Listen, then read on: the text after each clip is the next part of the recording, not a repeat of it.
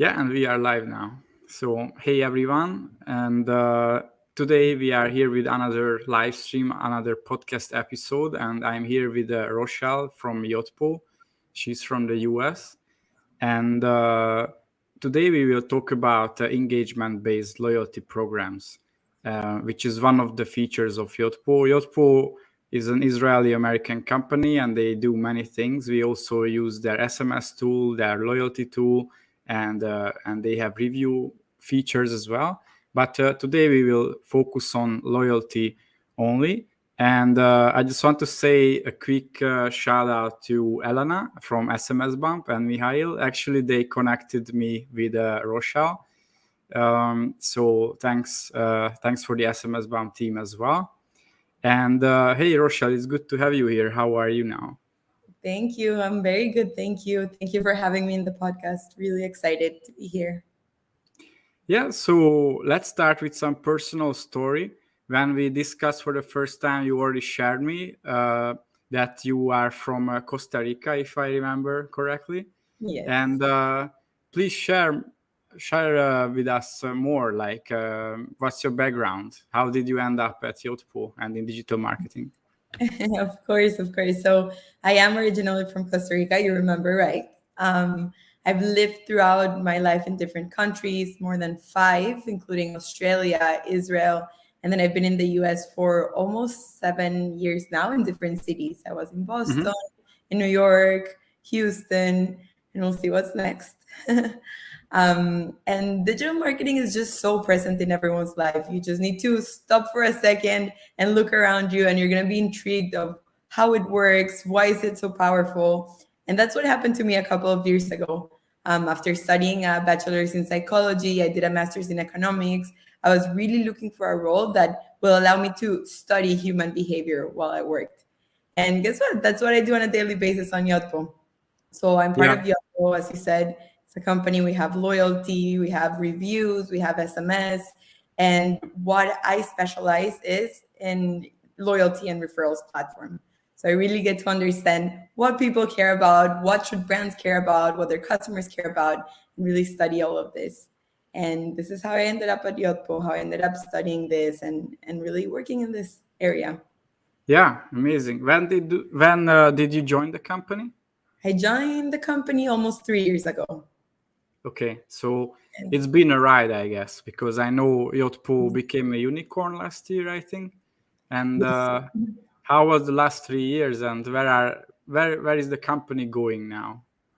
Honestly, that's such a good question because I feel like the company that I joined 3 years ago, it's so different than the company I work for right now. We've been just growing at an accelerated pace. We've been acquiring companies. So as you mentioned, we acquired SMS Bump last year, beginning of last year. And we've just been growing a lot and a lot. And as you know, e-commerce has been rising also this past couple of years. So we've been just going with it and trying to keep up with the growth of the industry.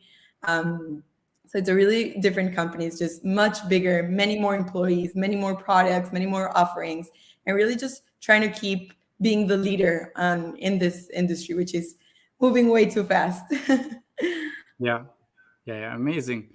So let's talk about engagement-based programs and zero-party data. So I think let's start with the definitions. What is zero-party data, if anyone doesn't know what it means? Really good question. So zero-party data is basically information that customers voluntarily give brands about themselves. So it's not information that brands can get from like different sources or that brands can track. It's information that me as a customer, I decide to give the brand. Does that make sense? Yeah. For me, I mean, I work with this every day, but so for me, yes, but maybe not for all listeners. So yeah, basically, we can call it also permission-based marketing, I think. Or this is we need zero-party data to do permission-based marketing, right? Exactly. So people give us their data. We don't stalk them, or we don't use these pixels and all of these things, which are getting regulated nowadays more and more. But give us permission to use their data, and they provide us these data. Exactly. And I think the important thing to think is that is data that is provided voluntarily. So there's two parts of it. On one hand, brands don't have to guess or assume what you want anymore. They can't just like, okay, they get information from social media and get information from these other sources, and then kind of like create up the persona that they think you are. And based on that, they're going to recommend a product, for example. Instead of that, they can ask you, what is your favorite color?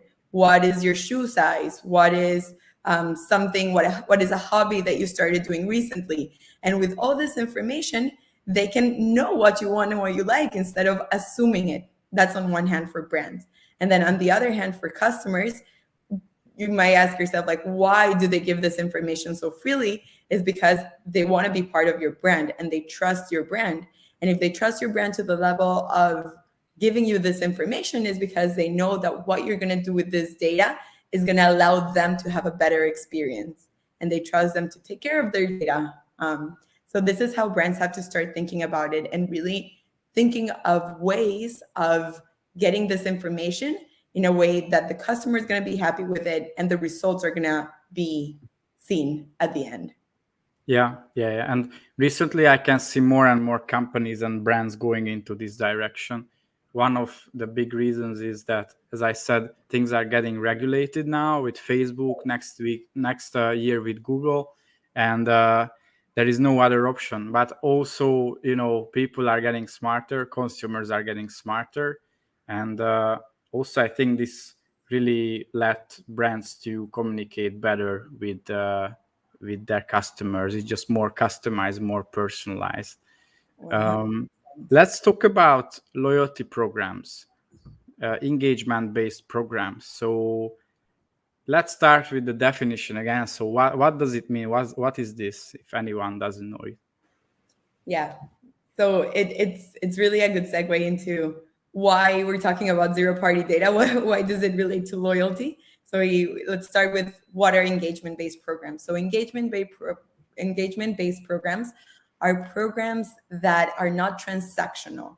So if we look back, what loyalty and rewards used to be is that someone spends certain amount of money and then you give them a discount and then they come back and then you give them another discount. So it's very transactional. Like, you buy from me, I give you a discount or a coupon or something like that. An engagement-based program is something that relies on building a relationship with the customer. So it changes from transactions to relationships. So today, people are more focused on values and customers are much more conscientious and more sophisticated. So they're not going to be happy if a brand that they're part of just gives them a discount code once in a while. They want experiences. They want to feel part of the brand. And this is what I mean with engagement-based programs. You need to reward your customers with experiences and things that they really care about.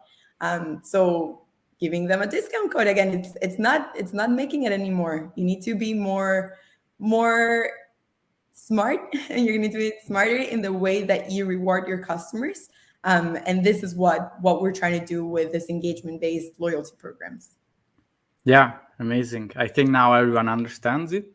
And as you said, discounts are, kind of boring nowadays. Right. And brands must be more creative. And that's where the brain power is needed, right? To be creative. So maybe let's help brands and listeners how they can be more creative. Maybe can you share a few examples what they can offer to their customers? Of course. I love this topic because it's all about emotions. It's all about understanding who your customer is. So, for example, we have a client here at Yotpo. They're an Australian brand called Princess Polly, and they understood exactly who their customers are. So their target audience, or the people that they sell to, are Gen Z. So they took that information and they're like, okay, what do these people care about? How can we reward them in a way that is not very transactional, that is not the way that everyone's doing it? Let's think about them. Let's put ourselves in their shoes. So the first thing they did is that they said, okay, 99% of our customers are Gen Z. So we have to create emotional rewards for them to be engaged with their brand. So to be very specific, things that they did, for example, is that they created a VIP tier system and they rewarded people with different experiences. So for example, one of the rewards was if you buy certain amount and you're part of certain tier, then we can feature you in our social media.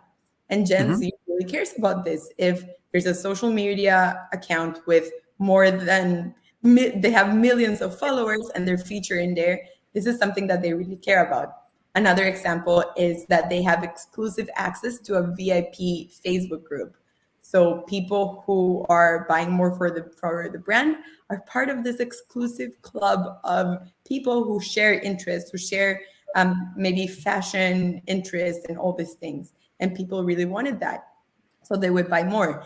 And then kind of like the best reward that this company gave to customers is backstage tickets to a music festival. So imagine, like, I think loyalty programs before would never be this broad. They would be like, okay, let's give them more discounts. Let's give them free shipping. Let's give them all these things, a coupon that are right now. Maybe they're nice to have a discount code, but how about let's take you to a music festival and give you VIP access? I feel like that makes you feel more connected to the brand, more part of what they're building instead of just like a consumer of their products. Yeah, I think that's great. Yeah, the music festival example. What products do they sell? They sell clothing, so they're a Clothing. fashion. Yeah, Yeah. interesting. Yeah. Yeah, I could see a recent example that brands. I think it's not as creative as a music festival, but they offer the Amazon gift cards, I think, which is it's interesting because it's a brand, right? So they, yeah. Yeah. For example, I thought of another brand that what they give customers is like early access to things. So if you're in like the highest VIP tier, then you have early access to sales. You know, there's Uh-huh. limited Yeah, quantities. Sometimes you want to be the first, or you have like the first look at new arrivals. Like, wow, I'm special. I'm the first one to see what's new. And if I really like the brand, I'm going to be very excited about this. I feel like now we have to think that customers are so sophisticated that they're not not going to be happy only with amazing products, but they need amazing experiences with brands. And this yeah. is where emotions come in, and this is where loyalty programs can really allow you to create that bond with the consumers. Yeah.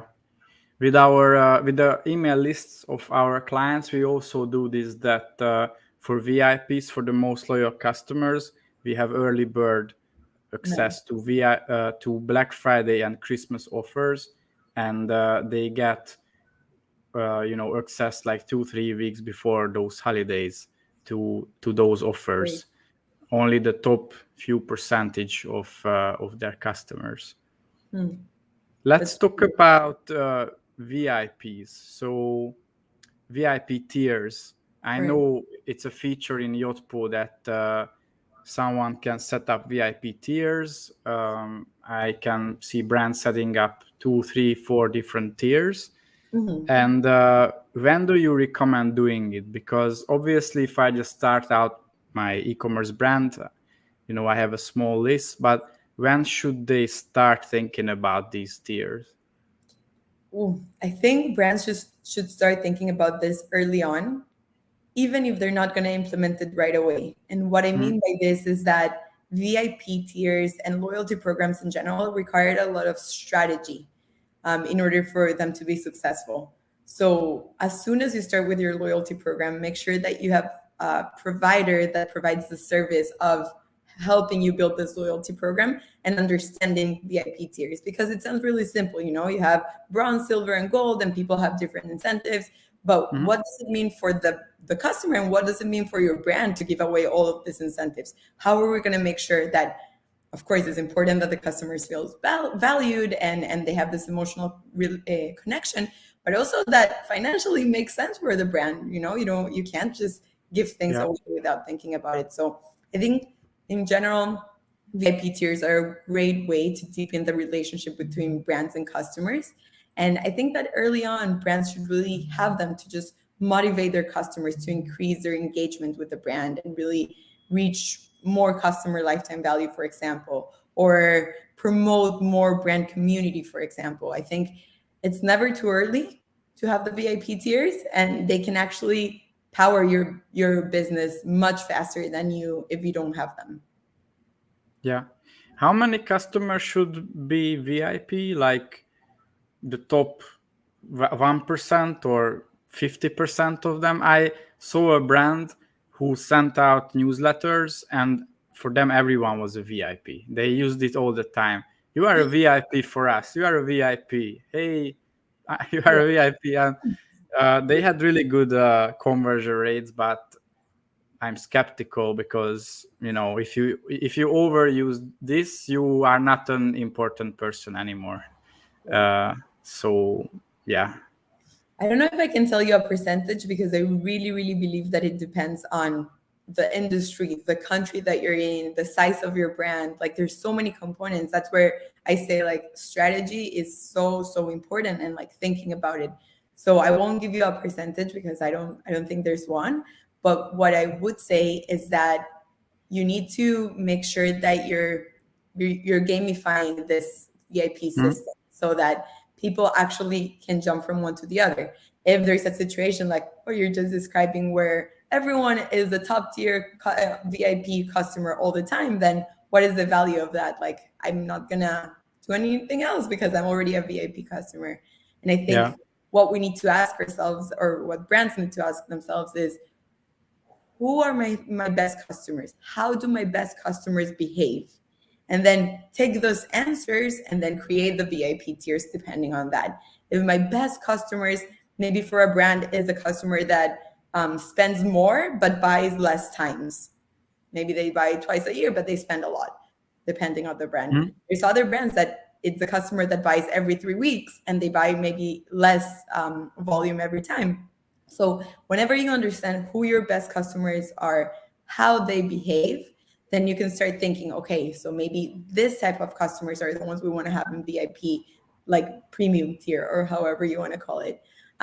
Start thinking like, okay, these are my best customers and this is how they behave. What do they care about? How can I make sure that they want to go to the next tier and not just stay where they are because everyone's a VIP?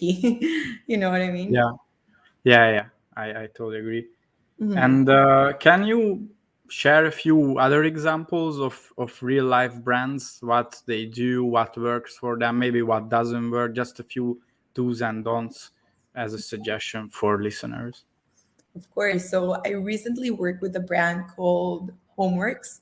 They are a luxury fragrance brand who, during COVID, like many other brands, had to really quickly pivot and go from brick and mortar to e-commerce.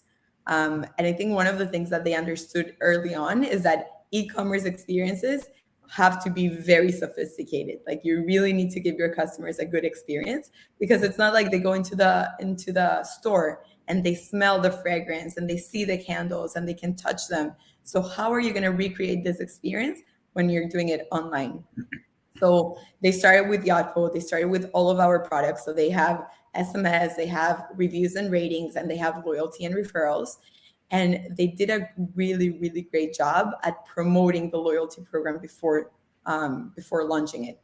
And for months, they were creating this anticipation of like, we're going to launch something great. We're going to come up with like this loyalty program. And I think they did this in different channels. So it was not only on their website, it was on their website, but also on the social media accounts and also on email. So this idea of like reaching customers everywhere they are is really, really important. And also with the SMS, reaching your customers in your mobile. Like they saw, wow, something big is coming, and they saw it on an SMS, and then in the email, and then in the website, and then in the social media. So it was like a really robust strategy of promoting the loyalty program. And the results of that is that whenever they actually launched the program, in less than 3 months, they already saw 11x ROI, 11 times ROI on the investment on Yotpo, which is huge. Like you invest money in a platform and you want it to work, and then less than 3 months in, 11x on that. Or another incredible stat is that they saw a 25% increase in retention rate. So one of the big topics right now is that you should think about acquisition, but that's not the main focus. You should really, really focus on retention. So this is where loyalty comes in. How do you retain customers? How you make sure that they stay with your brand? And if a brand can see 25% increase only in the first 3 months of having a loyalty program, that really speaks to, first of all, the how good loyalty programs are, and then how important it is to have a good strategy behind it and really promote it in a way. Yeah, I think that's great. 11x is, that's crazy ROI on loyalty, indeed. Yeah. And like one of the other stats that I really like about this client is that they could see how redeemers purchase 4 times more than non-redeemers. What this means is that people who maybe acquire points, they purchase one time and never use their points, purchase one time, let's say. And then someone who kept using their points, meaning they actually liked the incentives that they were getting and the rewards that they were getting, they purchased 4 times more. So that really speaks to, okay, why do we focus on just acquiring more and more customers? Instead, let's focus on people who already love us and really give them a reason to keep coming back to our brand. Yeah. That's great. Now we are in Q4, so early November. We are 2 weeks from Black Friday, and I'm curious, what is your number one tip for the last quarter? I think this is going to be a very interesting Q4. I would say that my tip is play the long run, the long run game. I think it is important, of course, to create a strategy in Q4 to acquire new customers, just because it's a time that a lot of customers are looking to purchase products and to go out there and everything. But my recommendation is to already think about your strategy for Q1. And Q1 strategy should be focused on retention. So you're going to acquire a lot of new customers during Q4. Probably you're going to do a lot of campaigns, maybe discounts, maybe something around Black Friday or the holidays. And that's great. But what are you going to do with all these new customers? Find ways to keep them coming back to your brand so that they not only are a one-time purchase holiday purchasers, but they are lifetime customers for your brand. So I would say like 80% of your attention should be focused on customer retention and not only on customer acquisition, even though that's kind of like what everyone focuses on this time of the year. Yeah, I totally agree. Not just acquisition all the time. Yeah. Right. So my next question is a bit more personal. So I'm really curious, who is one person or even multiple who you really look up to in the world of marketing, or you really find them as a mentor, or someone who you really, find an expert in this area? That's a really good question. It's a really hard one, I would say. I think I have to say, maybe this is not the answer you were looking for, but I really admire anyone in marketing who's able to keep up with the trends of what's going on with new technologies, with new trends, with new everything, while at the same time keeping the essence of their brand or their person, like who they are. So I think I would say that I really admire anyone who is on top of all the new trends, people, technology, thoughts, everything, but at the same time, they are keeping the essence of their brand, of who they are. How do you jump? You jump on trends, but at the same time, keep your style. Anyone who has figured that out has all my respect. It's really, really hard. And I think this is something that we all have to think and balance throughout our life. So I don't have a name for you, but I do have a definition of a lot of people who have been doing that, and I really, really admire them. Yeah, I'm on the same page with you, because it's so hard to know the new channels, the new ways of marketing, while you still understand, human psychology and who you are, what is your brand, and you also know how to convey your message on these different platforms, because all these platforms are really different, and there are new platforms all the time, so it's really hard. New algorithms. Everyone talks about like multi-channel, you have to be here and you have to be there and you have to do this. Yeah. But how do you do it without losing who you really are and just becoming like a follower of trends? I think that's when kind of like things really happen is, okay, maybe you can go viral. It's hard, but maybe some people can go viral. But how do you become like a ongoing viral thing instead of just becoming like, okay, I'm following a trend and maybe like people saw me, but that's it. You're dead after 15 minutes. Like, how can we continue that? And I think that's the secret ingredient for that. For that is keeping who you are very front and clear. Like, okay, I'm jumping into this trend. I'm doing it. I'm being everywhere. But like, if you're able to inject your own personal formula into that, then that's, I think, when you actually can sustain the marketing or like successful marketing, I would say. Yeah. I think these were great closing words for today. Thank you, Rochelle, today. And thanks everyone who watched the live stream or listens to the podcast later. And every week we come out with a new episode. So stay tuned. If anyone has any questions, then just comment below and we can forward it to Rochelle and we can answer those questions. And my last question to you. So if anyone wants to find you or Yotpo, where they should go? Of course. Thank you so much for having me. And if you want to find me, you can look me up on LinkedIn, Roshelle Savdi. That's my name. You can email me, Daniel. You can circulate my email as well. And Yotpo, go to yotpo.com. Take a look at everything that we're doing. Amazing things are coming. And you can look up our site. Yeah, thank you. We will put these links into the description so everyone can find these. And thanks again. Stay tuned. Thank you.